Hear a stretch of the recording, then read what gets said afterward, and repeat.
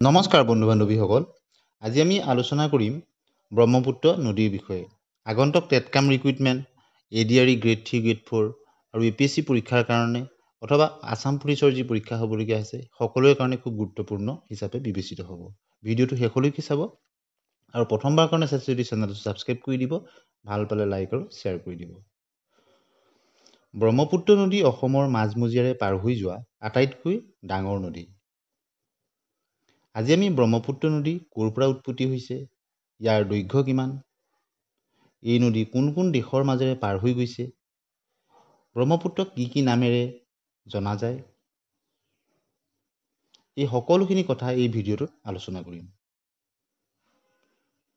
ব্ৰহ্মপুত্ৰ নদী উৎপত্তি বুলি ক'লে তিব্বতৰ মানসৰোবৰ হ্ৰদৰ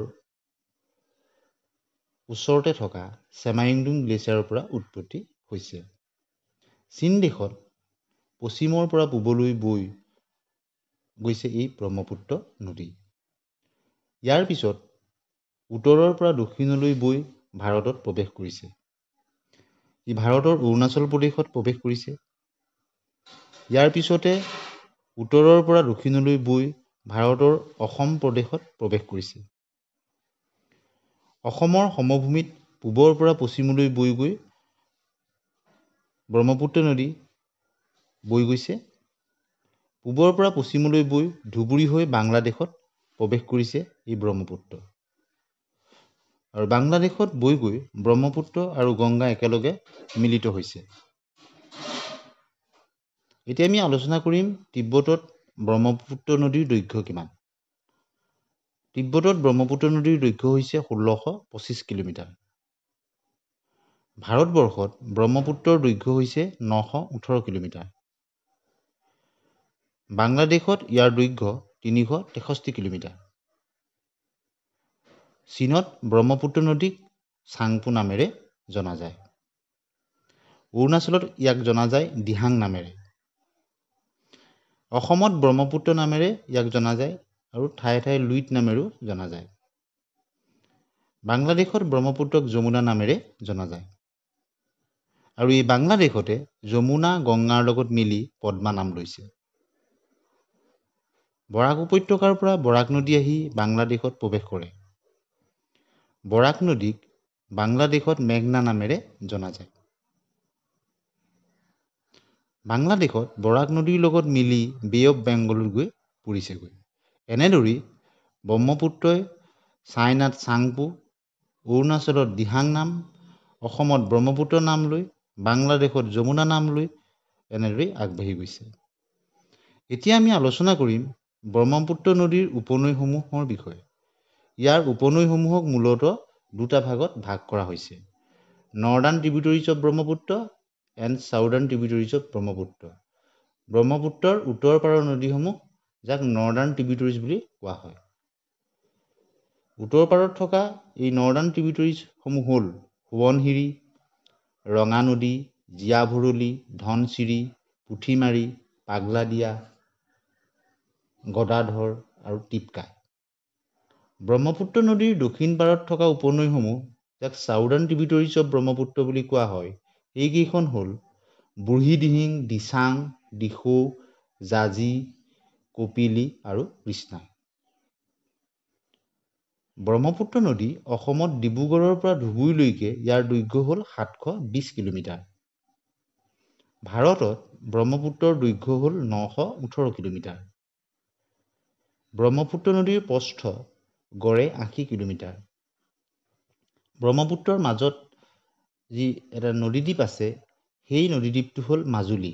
ই পৃথিৱীৰ সৰ্ববৃহৎ নদীদ্বীপ। বন্ধু বান্ধৱীসকল, ব্ৰহ্মপুত্ৰ ছাউথ ইষ্ট এছিয়াৰ আটাইতকৈ ডাঙৰ নদী।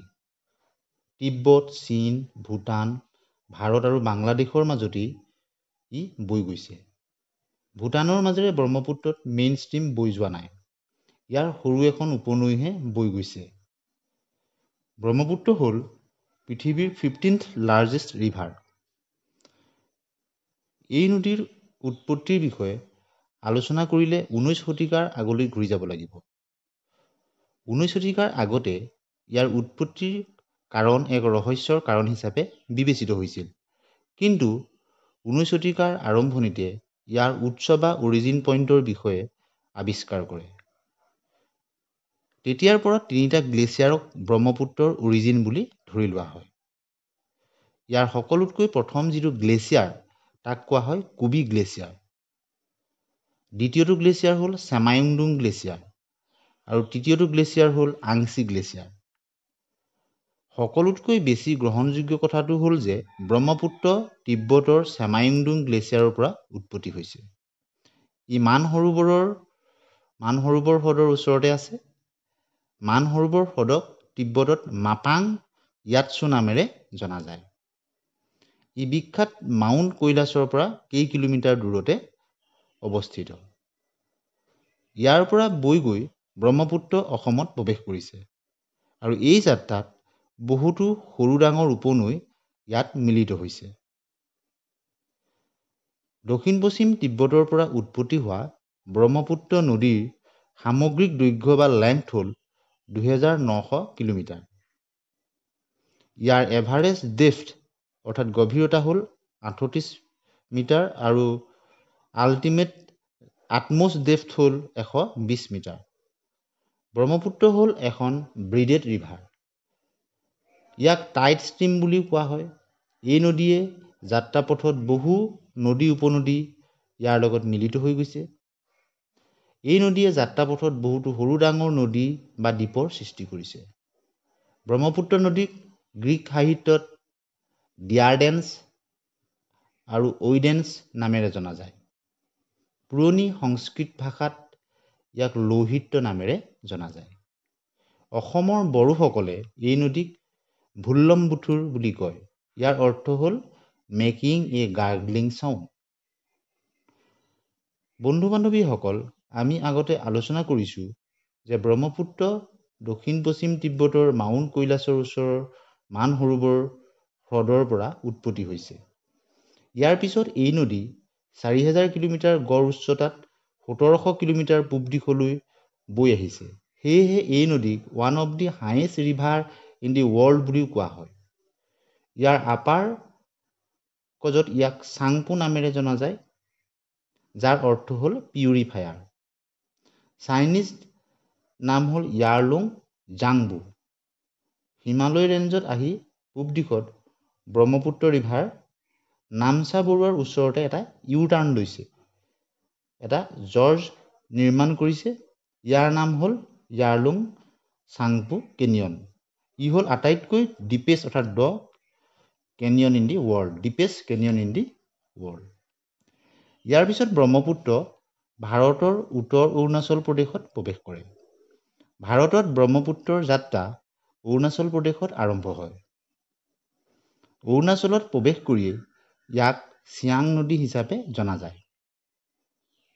ই পাহাৰৰ পৰা বৈ আহি সমভূমিলৈ বৈ আহে। সমভূমিত প্ৰৱেশ কৰিয়েই ইয়াৰ নাম দিহাং হৈ পৰে। অৰুণাচলত এই দক্ষিণ আৰু দক্ষিণ পূব দিশত 230 কিলোমিটাৰ বৈ যায় আৰু পাছিঘাট পায়গৈ। পাছিঘাটৰ পৰা 30 কিলোমিটাৰ বৈ গৈ অসমত প্ৰৱেশ কৰে।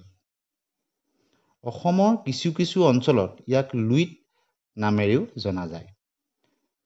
ব্ৰহ্মপুত্ৰ নদীৰ ওপৰতে ভূপেন হাজৰিকা সেতু নিৰ্মাণ হৈছে, যাক আমি ধলা শদিয়া সেতু বুলিও জানো। এই দলঙে অসম আৰু অৰুণাচল প্ৰদেশক সংযোগ কৰিছে। ব্ৰহ্মপুত্ৰ নদীৰ ওপৰত ধেমাজি জিলা আৰু ডিব্ৰুগড় জিলাৰ মাজত বগীবিল দলং নিৰ্মাণ কৰা হৈছে।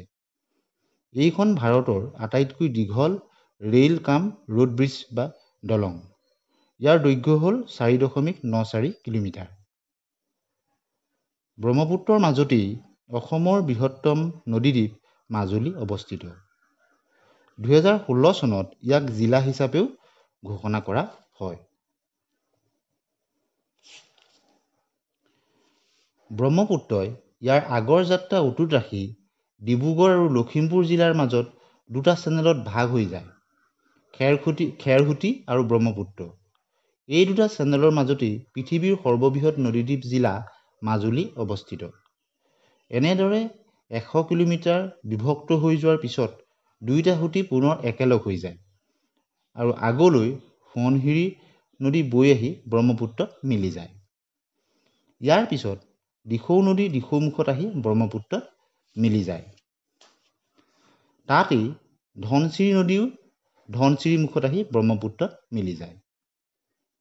ইয়াৰ আগলৈ বৈ গৈ তেজপুৰত জীয়াভৰলু নৈ আহি ব্ৰহ্মপুত্ৰত মিলি যায়। আৰু ইয়াৰ আগলৈ কপিলী মুখত কপিলী নদী আহি ব্ৰহ্মপুত্ৰত মিলি যায়। এনেদৰে বৈ গৈ ব্ৰহ্মপুত্ৰ গুৱাহাটী পায়হি।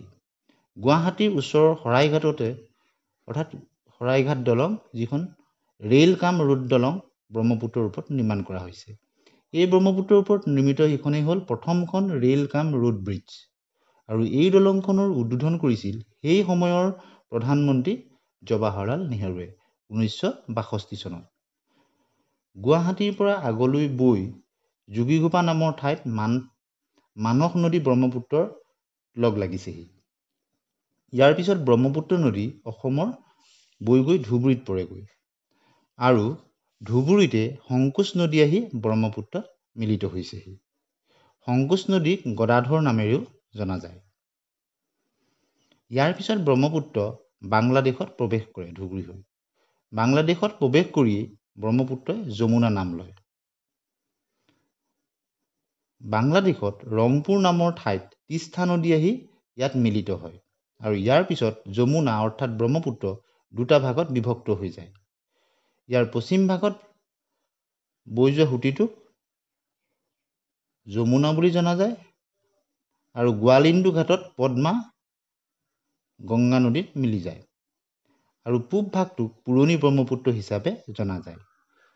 ইয়াৰ পাছত ই মেঘনাত মিলি গৈ বে অফ বেংগলত পৰিছেগৈ। এনেদৰেই ব্ৰহ্মপুত্ৰ তিব্বতৰ পৰা আৰম্ভ হৈ বে অফ বেংগলত ইয়াৰ যাত্ৰাটো শেষ হয়।